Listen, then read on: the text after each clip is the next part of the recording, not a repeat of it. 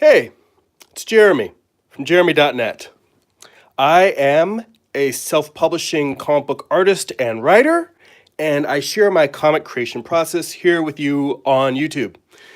And if you enjoyed these videos on my channel, and if you'd like to support the creation of my comics and videos and other works, you can subscribe to my Patreon, where you can get bonus videos, additional exclusive blog posts, and other bonus content.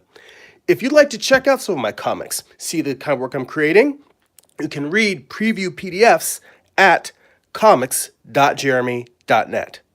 If you would like to buy some of my comics, you can go to amazon.jeremy.net, where you can buy graphic novels and art books as well. Before we get into today's work, a couple of quick, brief catch-up announcements.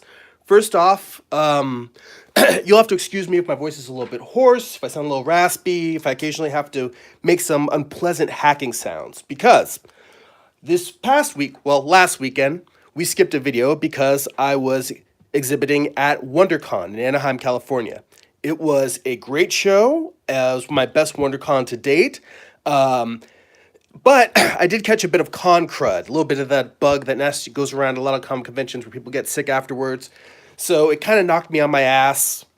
I've been hacking and coughing, and I had to take a few days off from work just to rest. So excuse me for that. Two, I ran into a couple of people that subscribed to the channel at the show. It was great to see all of you. I appreciate it. I love it anytime I meet you guys in the wild and have a chance to talk face to face. It's fantastic. I really appreciate everyone that came out to support, say hi at the show. So that was fantastic. I see the chat is starting to fill up. I saw Ion Rocks is in there, super early as usual. Amaris is there. Hey, Amaris, how you doing? I see Sierra Studios is in there. How you doing? Good to see you guys.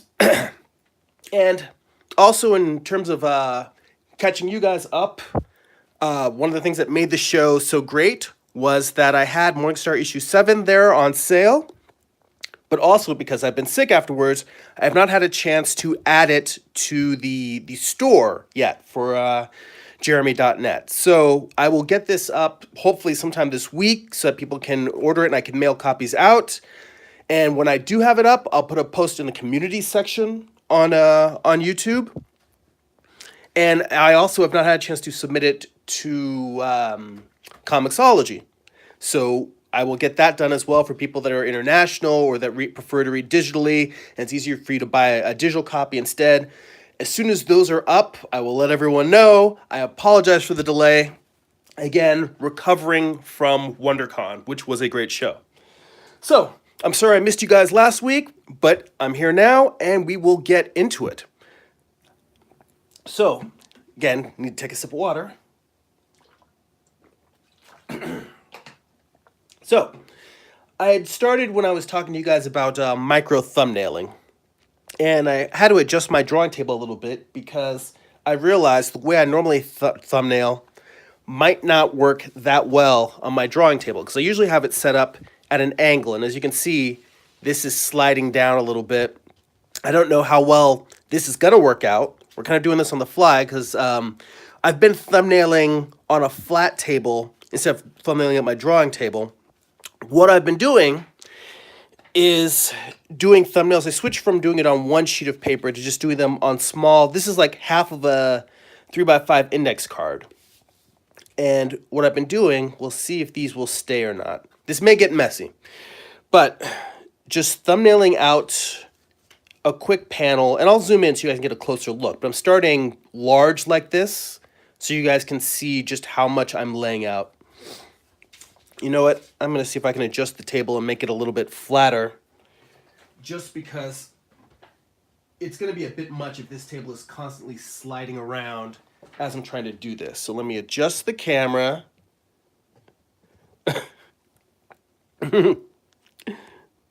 See, Sarah says, I had a bag of cement just now. I don't know if that's referred to the con crud or just leveling stuff out, but let me see if I can adjust my drawing table here, because it does angle up so that it can lay completely flat. I usually prefer to draw very angled, But wow, this is really weird. Because now it's almost like a standing desk. This thing is actually very, very high up.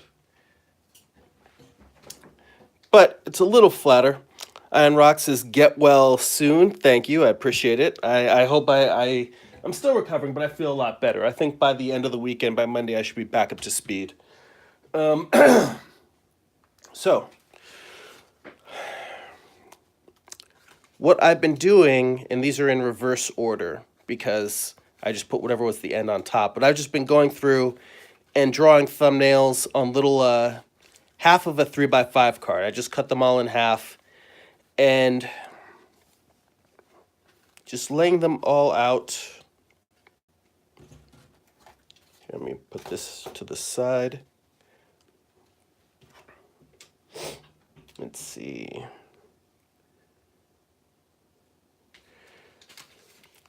So usually what I'm doing is I'm just drawing a quick thumbnail and then a small description of what's happening in that scene. And I'm kind of pairing these off to be the equivalent of a page spread. So like, these two would represent, left page, right page. And this is helping me in terms of really seeing the whole issue on kind of a grand scale. So, and by the way, this is mad spoilers because this is the final issue of Morningstar that I'm working on, and I'm just going through and showing you basically, well, I mean, we all know he ends up going to hell in the end. Michael casts him out, so that's not the big surprise. I think that even though this is mad spoilery, what's going to be interesting and still worthwhile for reading in the issue is the dialogue, because it's sort of the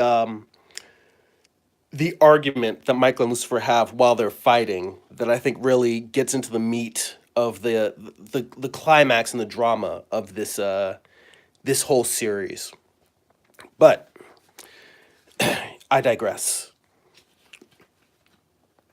And something small, it's very silly, but a little thing, you would think it would be very easy to keep this in one's head. And I think if you've been writing comics for years and years, you just know automatically that your odd numbers are on the left side, your even numbers are on the right side. But just in terms of like laying stuff out, I make just a small diagram to show that in a 24-page comic, which most of my comics are, I can see that the first page is going to be when you open the book on the right-hand side. And then when you flip it, you're going to have page 2, page 3. And then I can actually see the flow of all of the pages as it goes along. And this is just something that I keep to visually look at to help me realize, oh, do I want to try and get a surprise or a page turn at a certain place? And I know where the page turns are happening, where I'm going to have surprise events. It gives me the opportunity if I say, all right, I really want to insert another shot here so that I can make whatever's going to happen next be on the page turn as a surprise. But sometimes the storytelling is so compact and so dense that I don't necessarily have that option. Or I may choose that the surprise that I was going for isn't as important as fitting all of the story that I want into the book. So I try to give myself a little bit of flexibility there. Sometimes if I have additional notes of what's happening on a page, then I'll write like an extra card to go with it. So that, yeah, there's a lot of note taking along with these thumbnails. So let's see, it's 13, 14.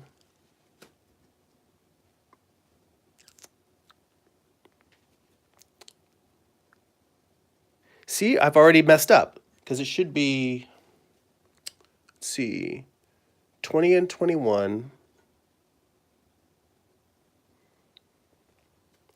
Then 18, 19. Where's 17? Somehow see? It's little stuff like this. That's why I make the chart, because just the fact that one card was slipped underneath there, wasn't paying attention. Now, in theory, I would have caught that eventually going through these, but this shows you the reason why I do things like making a chart and having something to look at and double check, because when you're doing this, when you're cramming through making comics, I have friends that I will send early copies. I'll send them the rough layouts to read. My wife will look over it. But, you know, not everybody catches every mistake. And sometimes a mistake will go all the way through and end up in the final issue. I've had that where I had even in issue 6, I had word balloons that were pointing. I had ended up flipping the panel for the story flow, so the characters were facing left instead of right. But I forgot to flip the word balloon, so now all the balloons were facing towards the wrong characters. And I fixed it in reprints that I did for WonderCon. But the first issue went out like that, and it was one of those things where, oh, I didn't catch it till it was too late. You know, that happens. Let's see here. So where are we now? 12 and 13, 11 and 10. So if you want, I'll walk you through what's going on in the issue up till now, and then I'll sit down and draw some more. And normally I do my drawing with, I like to do my thumbnails with a brush, but I realized specifically because I'm doing videos with you guys, I'm probably going to be stopping and talking a little while and then drawing and then talking a little more and then drawing. I decided to use a Pentel Aqua brush filled with ink. So I'm using this instead of using my my normal number 2 round brush that I use for inking. And as I've mentioned in the past, I do that because it keeps my inking in practice. It keeps me loose if I end up going a couple months without inking because I'm doing this and then doing layouts in pencil. The whole process is one of those things where it takes such a long time to do that I can sometimes get caught up. You know, you get rusty if you're not inking every day. And and as I've said before, doing thumbnails with a tool that you're trying to master is one of the best things for it. So I like doing my thumbnails with a brush, generally speaking. So oh, that's another alternate version. That's the other thing that I'm doing, and I'll show you this as I walk you through it. So 2 and 1. So one of the things that I decided when I was doing this issue is that because this is the final issue, I've given myself some leeway. I don't know for sure whether this is going to be a 28-page issue or a 32-page issue, but I realized that this is the end of the story. I shouldn't try to cram as much in as I've done in the past. I gave myself the leeway to say it's going to be longer, and I don't know exactly how much yet because I'm just going to draw it until the story feels right, until I have all the shots that I want, and then I'm going to go in and move pieces around, see what I need to change and edit. Pardon me, a little water. Actually, I need to step away for a second. I'm just going to blow my nose real quick.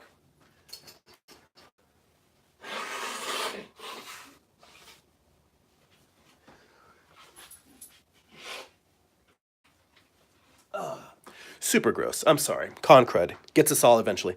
All right. So for those who hadn't seen my most recent videos, macro thumbnailing. Instead of trying to thumbnail the entire page, which I usually do, I start with a page and I just figure out, you know, what's panel 1, what's panel 2, what's panel 3, what's panel 4. I've been doing this new process that I really like where I just try to draw one image that symbolizes the action of that page, what's happening, what's going on. So, and the thing that it allows me to do is I can look at different alternate versions. Like for instance, let's say on page 4, I've got a shot where Lucifer lies to Michael. Lucifer lies and tells Uriel that that Michael killed Raphael and sends Uriel after him. And I had thought about just having Lucifer there kind of pointing, Uriel kind of towering above him. But instead I thought, you know, it could possibly be something where it's just a close-up shot of his eyes and just him enraged. You know, that's one of the advantages of doing this is I can just say, all right, well, here's a couple of different versions. And I just stack those cards underneath. And if I think of different versions or alternate takes, I'll just draw another one and put it in the pile. And then kind of in the end of the story, I can sort through. So, all right, I'm trying to figure out if it's easier for me to just bring the camera down and let you guys look at this or just bring them to the camera as I go in. What's the easiest way to go through this? Well, let's do this instead. I'll have all of these up here, but what I'm going to do is I'm going to bring the camera down.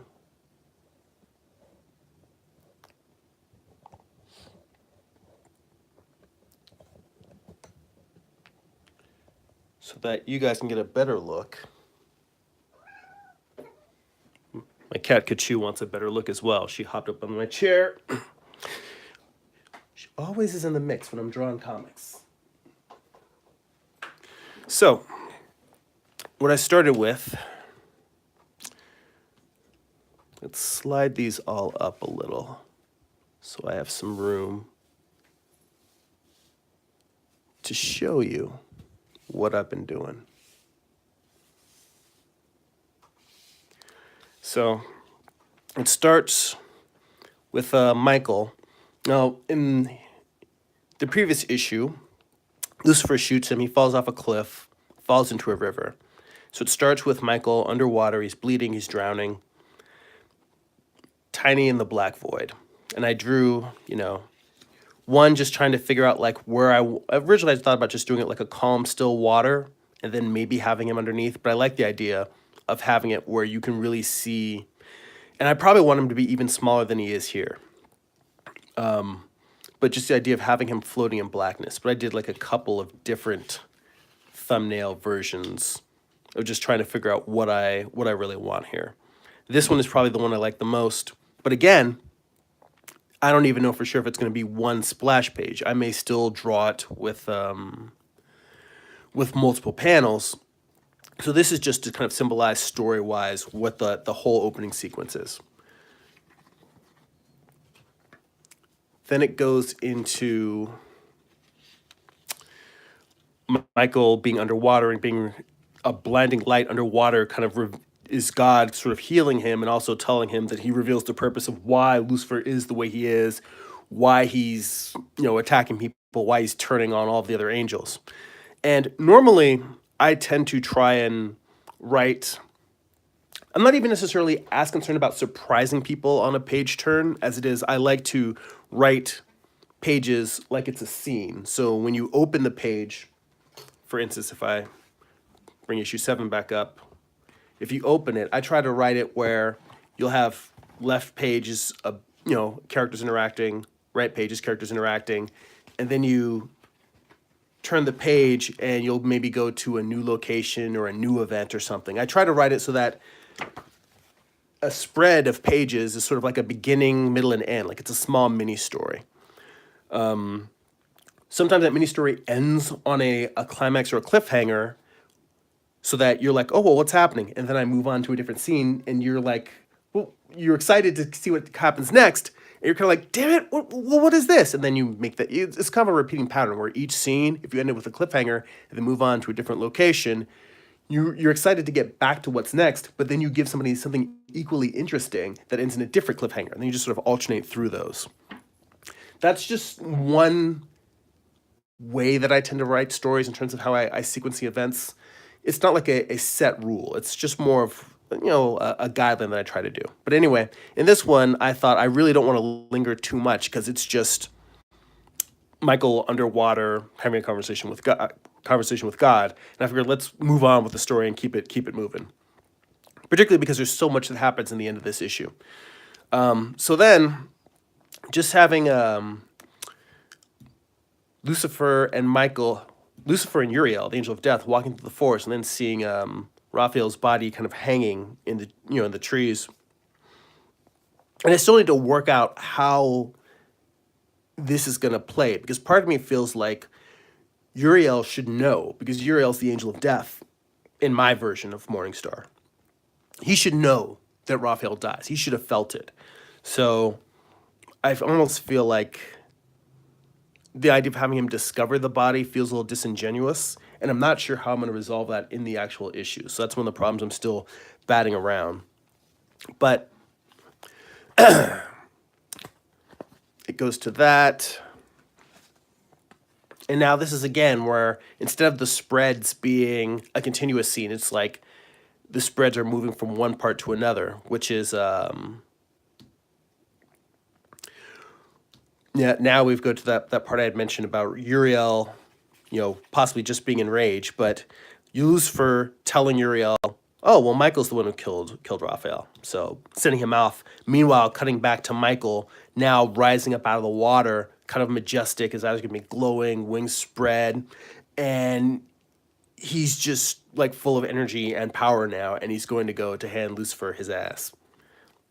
I see some comments in the chat there. Amara says, my twin says she enjoys watching your lives with me because of all the advice you give out. She says hi and thank you. Hi, Alicia. Her name's Alicia, by the way. Thank you. I'm glad you guys are enjoying this. It's cool that you guys are both watching us and into making art together.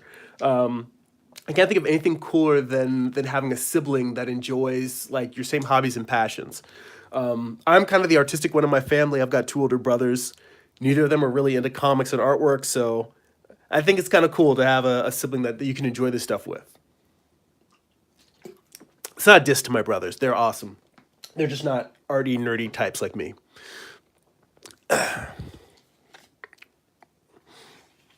So then now we get into more of my typical storytelling where I cut from just a quick shot of Michael coming out. And that Michael shot probably is going to be a splash page. We cut from Michael to a demon kind of creeping through a window. And the one thing that isn't on here is there probably is going to be an establishing shot sort of showing the outside of a house, which is going to be Gabrielle's house. Or actually, you know what? I may not even show the exterior shot because of how this is going to end. But anyway, there's basically someone climbing in through the window. He rips off, he ends up going into, it's Gabrielle's house. He rips off the sheets with either a gun or a knife. I'm not sure which he's going to have. He's going to be trying to kill her. And then Gabrielle kind of emerges from the shadows. Like she's already up and awake. The bed's empty. And she's got like a knife to his throat. And he turns and hisses. And he's actually going to be one of the hybrid angel demons. So it's like he's going to have, a hat on, dressed like a human. But he's going to have like cat eyes and horns and hisses. I think what I want to do is actually end that page with what would be an establishing shot. But it's Gabrielle's house with tons of demons crawling all over it. So it's kind of like, oh, she's in some shit right there. Let's see. See, Iron Rocks is saying, hey, how's it going, man? Amara says, I got her started, her sister, got her started drawing in middle school. Now our 16-year-old sis, DJ, is joined in, is planning to go to art school. That's awesome. You have a whole family of artists. You guys should create a studio. It's a cool idea. The whole family can join in the creative process.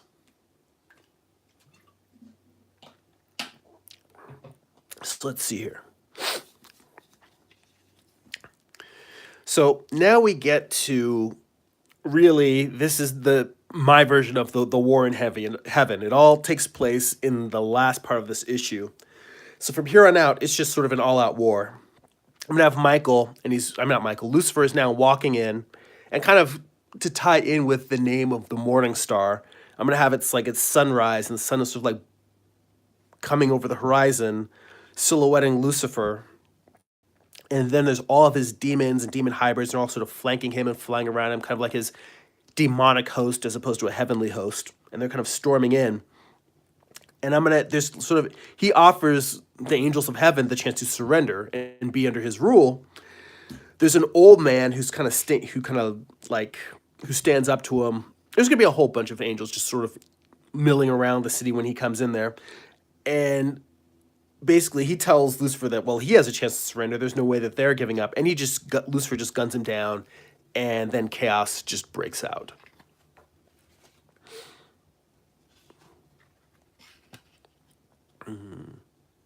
Amara says that they're planning to have my dad make a studio for us in the backyard, but for now we use my room as a studio since it's the biggest one. Well, that's cool. It's like all of that art, creative energy is coming to your place. That's pretty dope. Let's see here. Where are we now? So Michael is now flying, he's starting to fly towards heaven to help join the battle. And then there's a callback to issue 2 in Morning Star.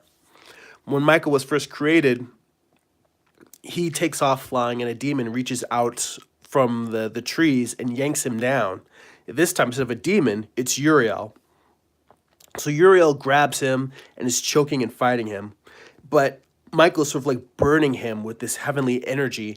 And I'm not sure exactly how this fight is going to play out in terms of.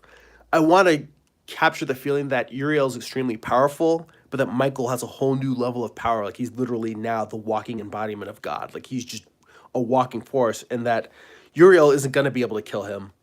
But Uriel, being basically the force of death, is like, well, I should be as powerful as you are. Like he's a primal force. And Michael really doesn't want to kill him because he knows that Uriel is confused and he's angry. He doesn't know the truth. But that all gets cut down quickly because he gets an axe to the head. And of course, who's the one who wields an axe in this story? It's Ariel. So Ariel just sort of feels guilty about her involvement in terms of her involvement with Lucifer, the chaos that she brought, being addicted and serving that potion. It's like made of the angel demon blood and basically corrupting all of them. And it's basically her way of coming back to Michael's side. So you'll end up seeing her in the rest of that page as well. But the big shocking image and the defining image for that page is going to be the axe going right in Uriel's head. Meanwhile, we cut to Gabrielle, and I had mentioned before there's going to be a bunch of demons surrounding her house. She has now killed most of those demons. She's just standing over like a massive pile of bodies, and Remiel pops back up again. She is, pardon me, drinking a little water. She is basically coming there, and she just at first, Gabrielle thinks that she's just sort of like there to join the battle and help, but no, it turns out that she's still jealous of Gabrielle's feelings for Michael. And basically, it's gonna be Gabrielle saying, "Look, this is so stupid. This is bigger than us fighting over a man. We're talking about, the Lucifer trying to overthrow heaven. You're acting like an idiotic schoolgirl." And basically, Ramiel draws on her, Gabrielle guns her down, and that's the end of her.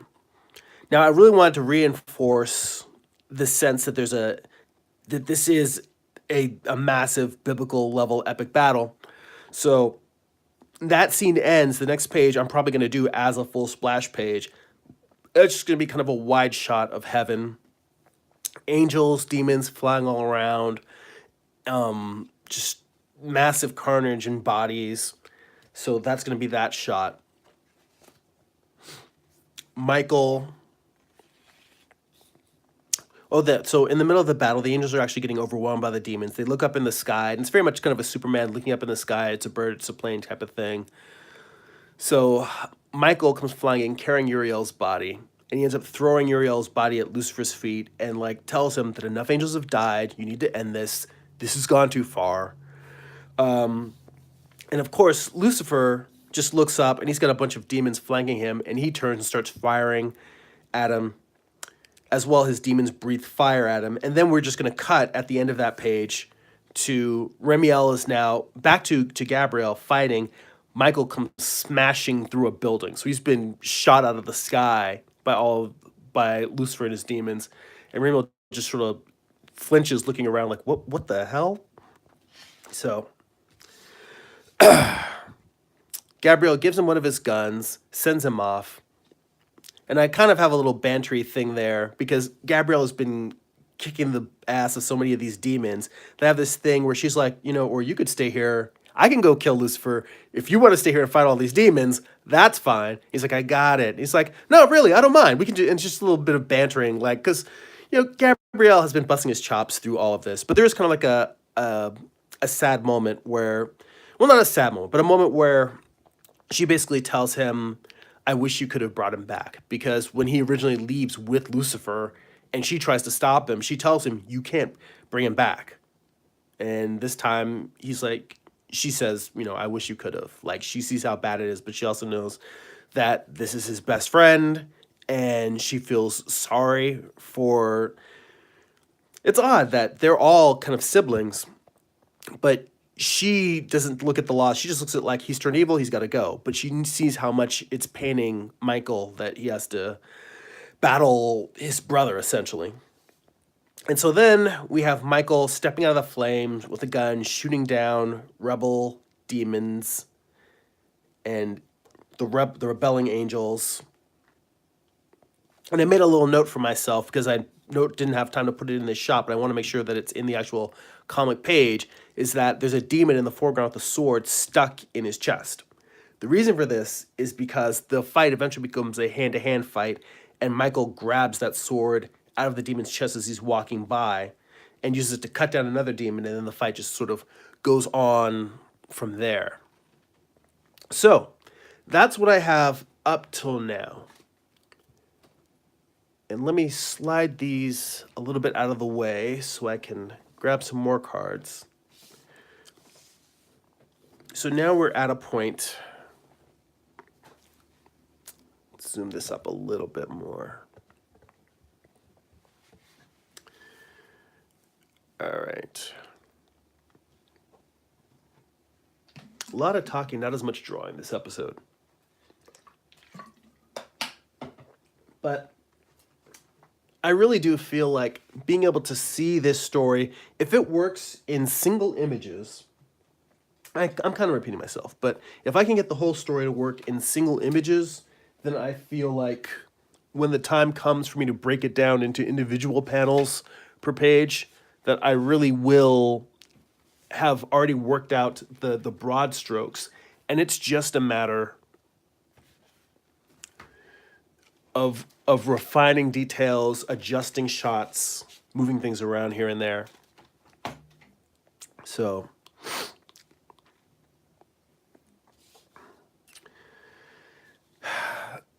let's see here. Ion Rock says, we're here for your thoughts and process, and so I'm having a great time. I'm glad you're enjoying it. I'm enjoying it too. Hang on, I gotta step away again and blow my nose. It's gross, but I'm gonna get away from the camera so hopefully you won't hear it.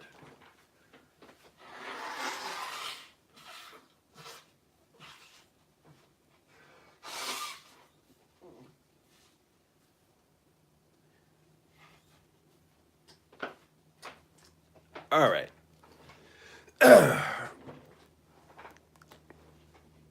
So what I want to pull off in this end section here is,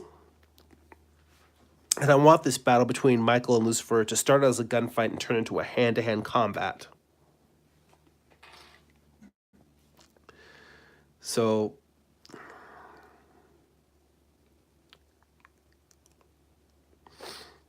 I think the idea here is that both of them are going to be shooting, fighting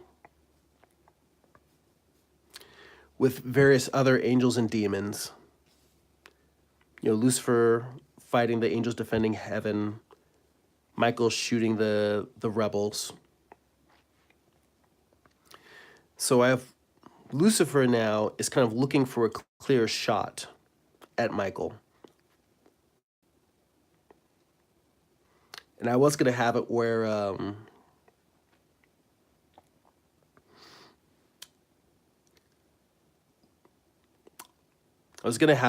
Lucifer, the idea is that I want to have Lucifer be willing to shoot Michael in the back. Like,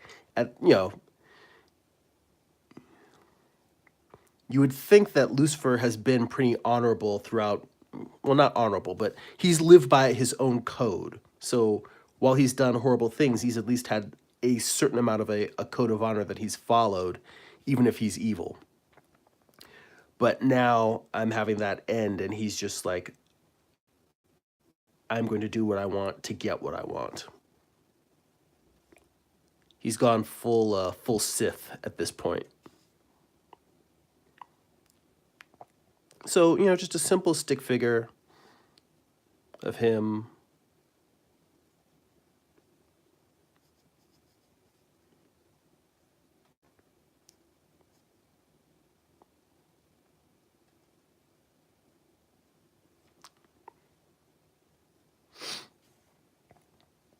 Let's see here. couple more comments in there. Rocket in My Eye asks how the con was, and it was fantastic. I ended up selling a ton of. I started putting together packages where I've got all the issues of Morningstar plus the trade plus the plus I have a signed limited edition book plate, and I sold a lot of those. I met a ton of people that had never heard of my comic before and had great conversations. People that had bought previous issues and came to just pick up the latest. Had a lot of great conversations with fellow artists that I hadn't seen in a while.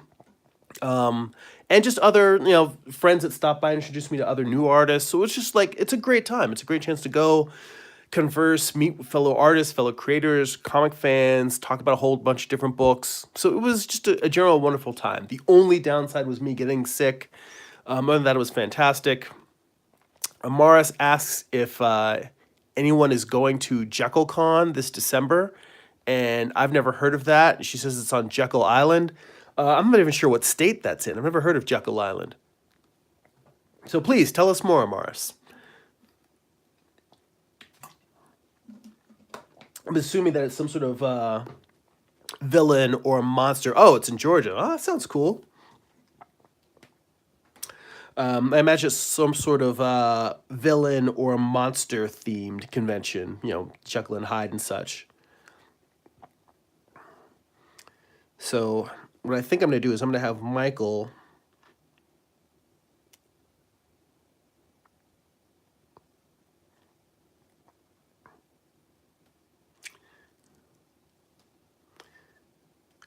with his back to Lucifer.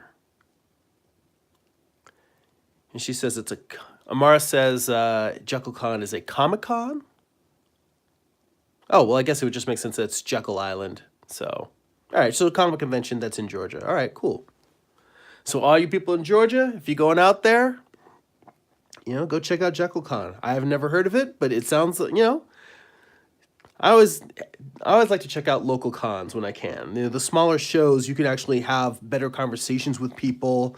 It's not so crowded that that the room is a dull roar and you can't have any conversations. You can actually hang out, chit chat with people for a while.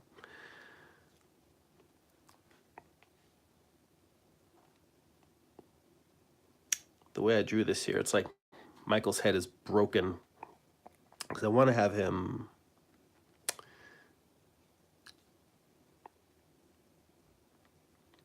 fighting some other demon in the background. The idea here is that Lucifer sneaks up behind him. So I probably want to have something, not necessarily, Lucifer in the foreground, but then have something between him and Michael, like he snuck around the side of a building while all this other chaos is going on. Maybe you can see the roof of a building, and there's more angels and demons fighting in the sky. More of that chaos.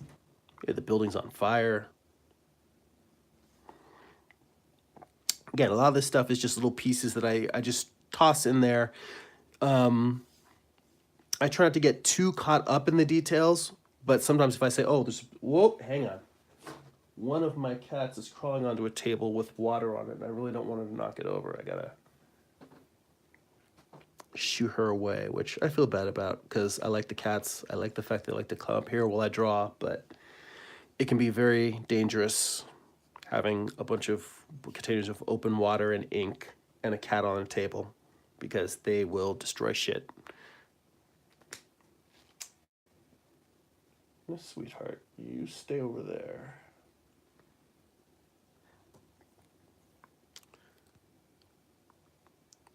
Let's see here. More on the in the chat. Rocket in My Eye. Someone's been looking up my IMDb. He said, "What did you do as an intern on Hey Arnold?" Yeah, so when I was in college, I was an intern at Nickelodeon Animation, and I worked on the show Hey Arnold. And basically, interns do just assistant work for whatever is needed in the office. Sometimes it's photocopying scripts.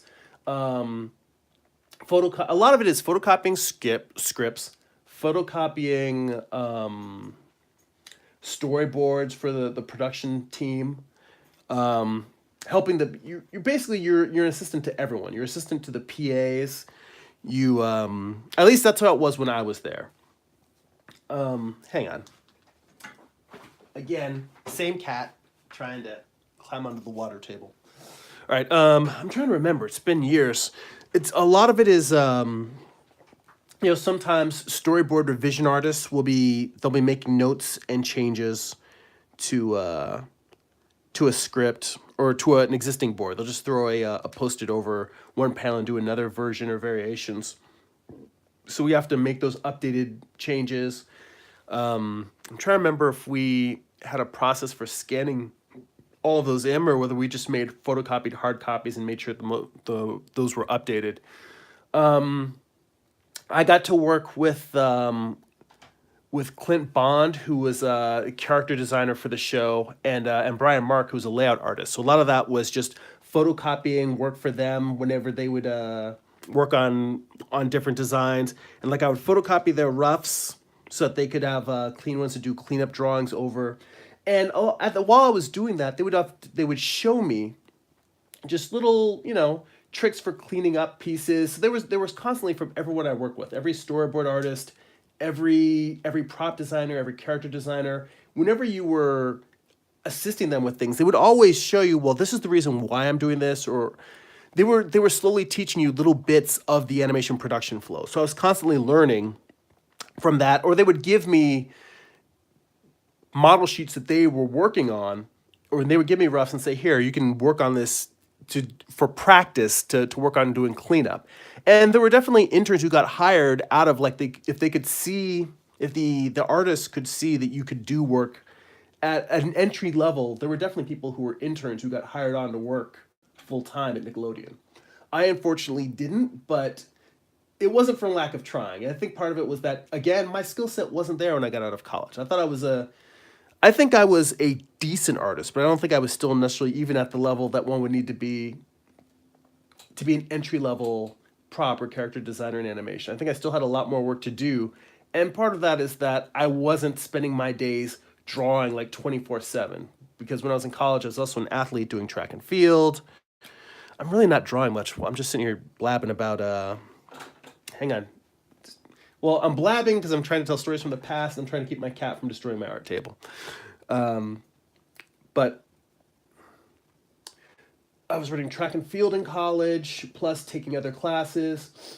And it was one of those things where I didn't have. You need to put in a number of hours to really grow as an artist. It's not just pencil mileage, as they say. My instructor, Carl Gonzalez, always says that he just thinks that 10,000 hours is bullshit. He thinks that what's important is how focused you are when you spend those hours, in terms of, are you actually trying to grow and learn and do new things. If you're just drawing, but you're drawing the same things over and over again and not getting better, you're not really helping yourself. So let me see here. Just a note, Lucifer sneaks up behind Michael. Whoa. And that's the cat on the drawing table knocking over a bunch of drawings and books. Piggy, you're not helping here. And now she is, just so you can see what's going on my table, she's on here all over my thumbnails. Oh, God. Pick up all these books. Come on, Khaleesi. You are causing a ruckus, sweetheart. Oh, I know you love the internet, but now's not the time. Oh. There we go.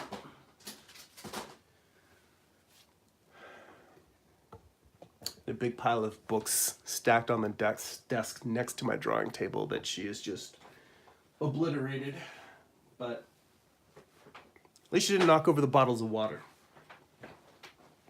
To be honest, since I'm not using my brush, I probably don't really need water here, but let's see here. There were more comments in the chat. I'm sorry, I got distracted, as you've just seen.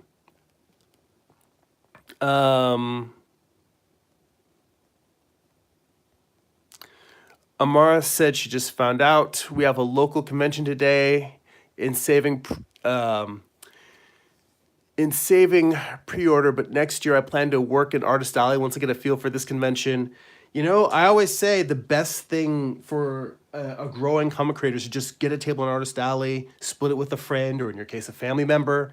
Just, you know, sell some sketches, you know, and share your work with people. Because it does take a while to get used to being in front of people, talking, telling people about your work. And I've found that now that I'm used to it, it's actually pretty fun. It can be exhausting, but and it excites me to be able to share what I'm making with other people. But it does take a little bit of work to get over it in terms of nervousness. And Rox asked what kind of pen I'm using, which Amaris answered it's a water brush. Let me see if I've got one in package somewhere here so I can show you. So excuse me.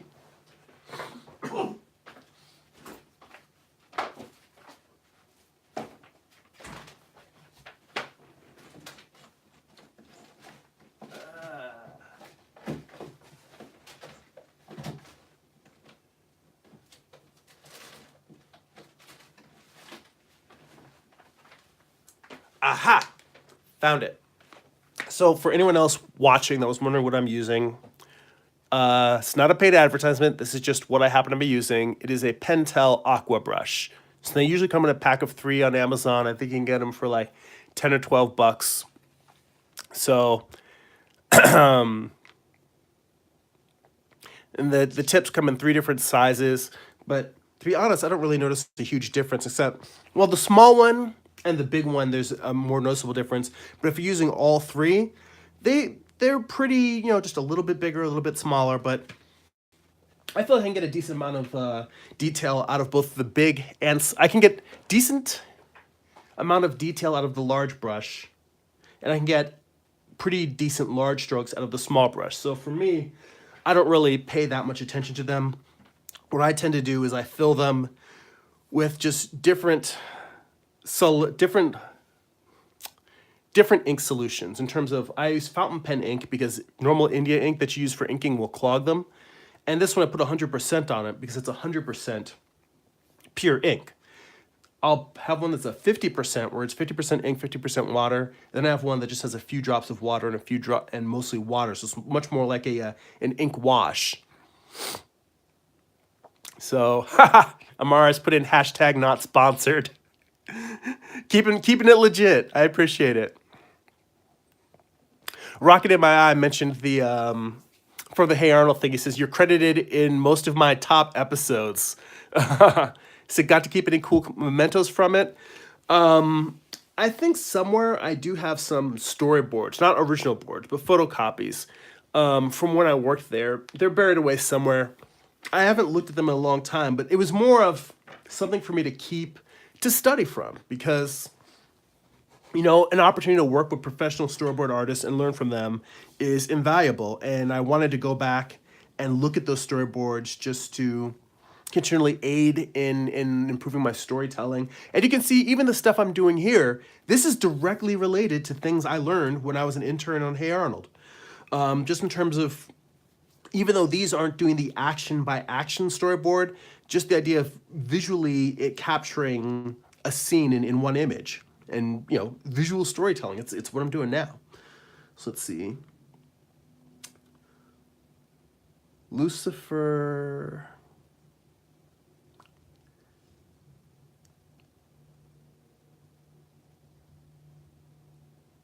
Surprises.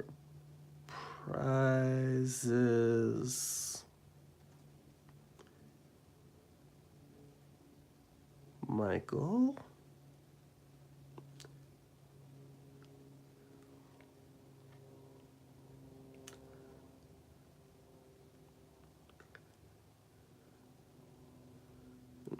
Click.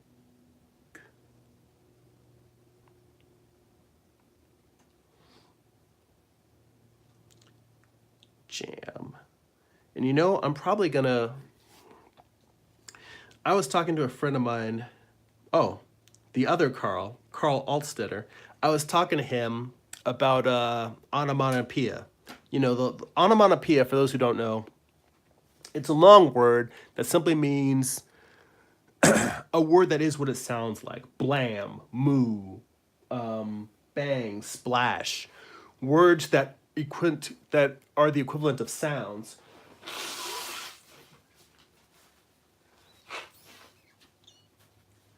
Pardon me. And he mentioned, because in Morningstar 7, there's a lot of different things. Like I've got creatures here, and they're going sniff, sniff, drool, smack. And I told him, like, he asked why for certain things I would, like, somewhere in here I've got a character saying drool. Where is it? Oh yeah, right here. I've got a character saying drool. So it's a sound effect, but I have him actually saying it like a word. And one of the things I realized is, for certain sounds where I'm not sure what it would really sound like, just saying what the word is will help explain to people what's happening. Now, when I just have the gun going click, it could just be that he's out of bullets. But if I have it go click jam as a sound effect, I can kind of communicate just by adding the word jam that his gun jammed, as opposed to he's out of bullets. And I'm probably going to have Michael turn and be out of bullets as well. But it's something that ever since I read a book on movie tropes, and they mentioned that police officers, soldiers in the military, people that professionally handle firearms, that generally they hate the trope of someone in a firefight running out of bullets and just having the gun go click, and seeing the back of the gun going out, showing that they're empty. That most people that deal with guns professionally, and it makes sense to me once I read this article talking about it, most people that handle firearms professionally have a running count at any time in their gun, and any time they know in their head exactly how many bullets they have, because their life depends on it. So it would make sense they constantly have this, they even if they're unless they're using a fully automatic weapon, they generally know exactly how many bullets they have at any given time, and they're not going to just run out of bullets. They're going to know, and they're going to know that they have one bullet left. They're going to know when they have to reload. And that they hate that trope. And I realize that it puts me in a difficult position, because it is a trope. It's not a great trope, but it's a great device for building tension. So having a gun jam on Lucifer is not the same as him running out of bullets. And also the idea of it, well, is it jamming just because they're running out of bullets, or is this divine intervention? And then, now the question then becomes, well, okay, so his gun jams.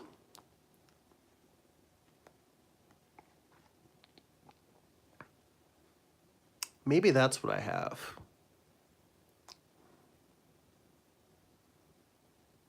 Maybe I have, that's an idea. Now, I don't know how I would work it out in here, but maybe what I have is Michael ends up killing a demon and then goes to reload, and while he's reloading, Lucifer gets the drop on him. That can kind of avoid the trope. It depends on how it plays in the page, because I don't want it to get boring and slow down. That's the thing. A lot of times I have to talk through these things, and talking through it may sound boring, but it's one of those things where I have to talk through the action and figure out, well, how is this logically going to play out? So let's see here. Rocket in My Eye says, you may have put 22 on the thin mail you're working on again. Yes, you're right. I did put 22. It's 23.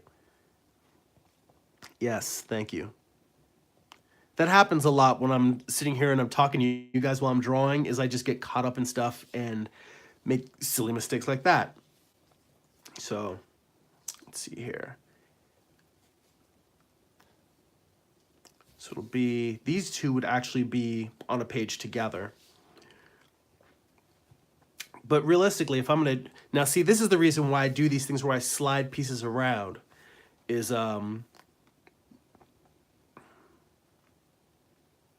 this would be where I'd want to have Michael reloading first. Like I would put a shot before this and have Michael doing his reloading, and then have Lucifer get the drop on him. Let's see here.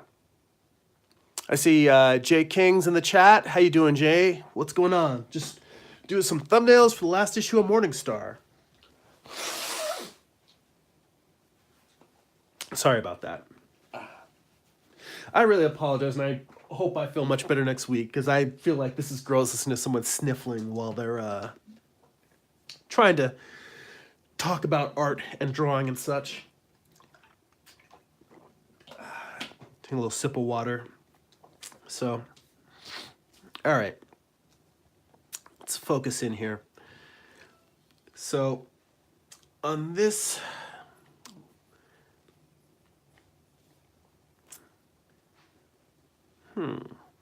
So I guess it could be as simple as... I could have loose, like Michael reloading. That might be the thing that will symbolize what's happening on the page before.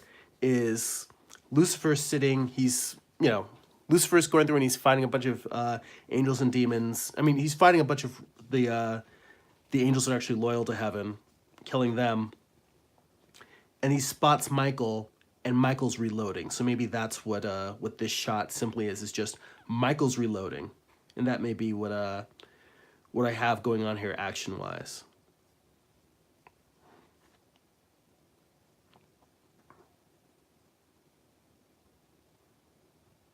Could be as simple as that.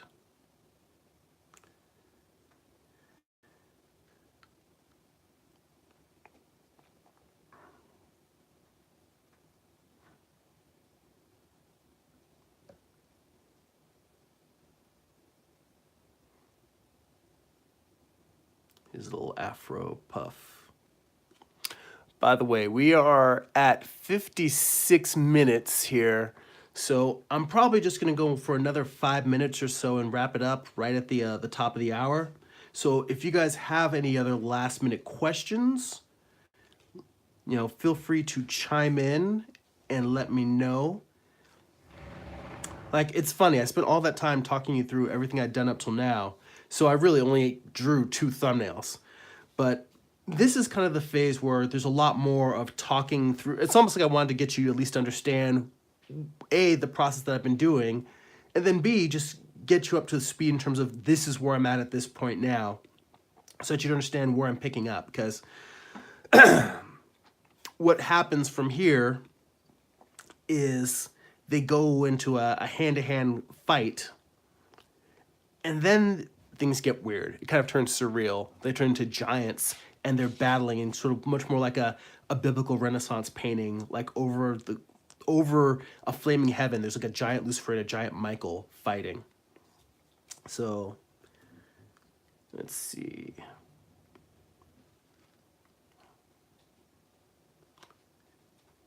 I have to tell you, this might actually be a combination of pages. I don't know if this is gonna take 2 pages to tell, or whether I can cram into, you know what, let's just say it's 2 pages, because I'm already cramming a lot in. We don't want to make things more condensed. But this is gonna change a lot, I can tell, because the pacing here is too much to cram into 1 page, but not enough to really fill up 2 pages. Just the whole idea of Michael, I want to have him fighting some sort of interesting demon and then stops to reload. So we'll make this, will be 23. See, I'm doing 22 again. 23 also. So these will both be 23. You know what? For now, we'll just move this to 24.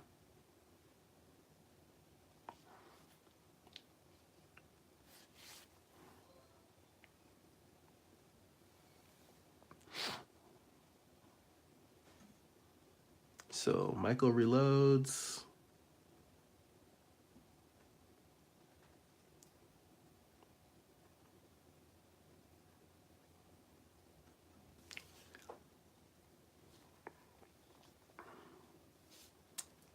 Let's see here.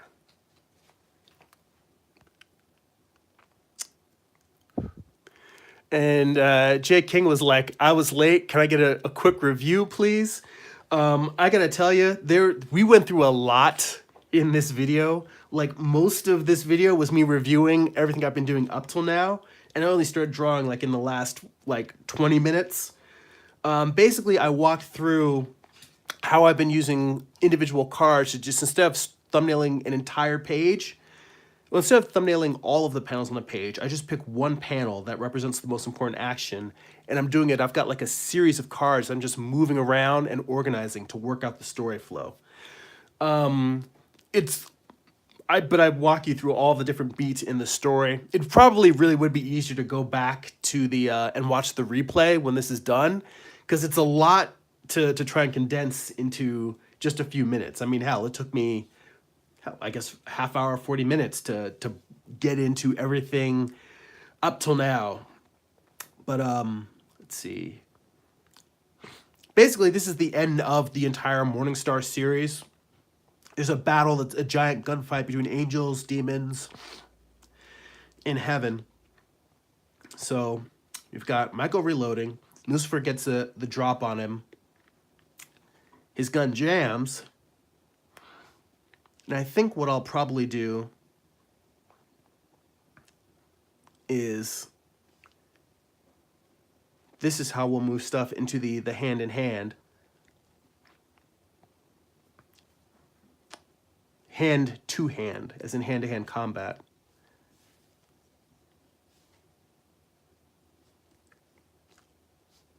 Is I'll have Michael finish reloading, and I will have Lucifer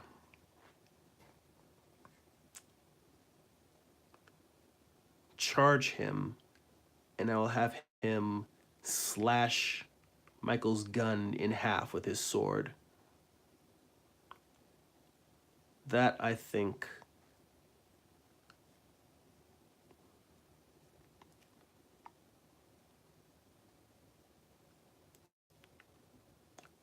Gabrielle's gonna be pissed. It's her gun. So let's see, have the sword just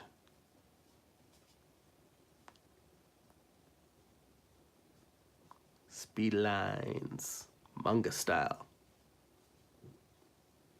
Actually, these lines, see, right there, a little mess up. I should have these lines going this way, just because the sword is cutting through it. They should be going down in the direction that the sword went.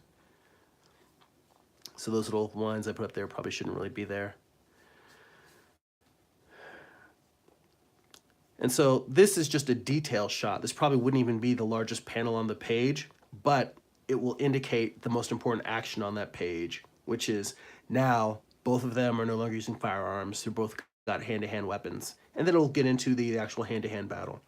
And what's crazy is I didn't write that in my outline, in my script. I mean, I've got my my outline in here, and the numbers don't correspond because I've been moving pieces around and adding more panels. But all I have is, it says, Lucifer works his way around Michael's flank.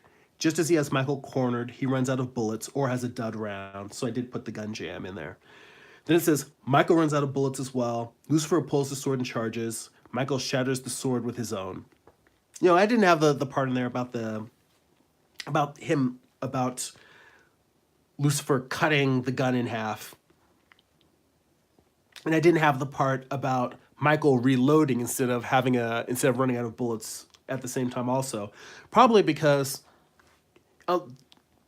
that thing I mentioned about the trope earlier of someone going click and their gun is empty, that otherwise it feels like it takes a lot of shoe leather, meaning extra exposition that isn't really important to the story, to show that he's fighting and running out of bullets. Like, how do I show that without having the click thing, but not slowing the story down? And I think that's the reason why the trope continues to exist, is because it lets the story keep moving. You're running bang, bang, bang, click. You immediately know what happened. You don't have to explain it. Whereas if you have somebody who's keeping a count in their head and then they need to run down, they're running out of bullets. I mean, unless you have someone that they're shouting to, like if they're fighting and they have somebody who's like, hey, I'm almost out of bullets, or I'm down to my last round, that's something that makes sense. But in this case, where these two people are fighting one-on-one, Michael's not shouting that to anybody that I'm down to my last round, nor is Lucifer. So it doesn't make sense. So I'm trying to find ways around that. But the trope exists for what I can see is a logical reason. So this would be 25. And I gotta tell you, I'm probably gonna be done with all of this in terms of the major thumbnails. And I'm gonna go into actually thumbnailing the individual panels by the time we talk next week. So you'll just have to wait till then to see how the whole story pans out. So, all right, guys. Thank you for putting up with my phlegmy, disgusting nastiness. Thank you for spending time with me and looking at my chaotic artboard full of thumbnails. There we go. So, as I mentioned at the top, if you enjoy these videos, if you find my creative process useful, and if you want to see some extra bonus content, bonus videos, bonus blog posts, and other exclusives, you can go to patreon.com/Jeremy. Rocket in my eyes says, keep an eye on that cat. She's trouble. We got two of them. They're both trouble. Thank you. If you would like to read some of my comics, if you'd like to there's a 12-page preview of at least Morningstar 1 through 6. I don't think I've got a preview of issue 7 on there yet. But if you'd like to preview the actual issues of Morningstar, you can go to comics.jeremy.net and read them there for free. And if you would like to buy some of my comics, you can go to amazon.jeremy.net. That's it for now.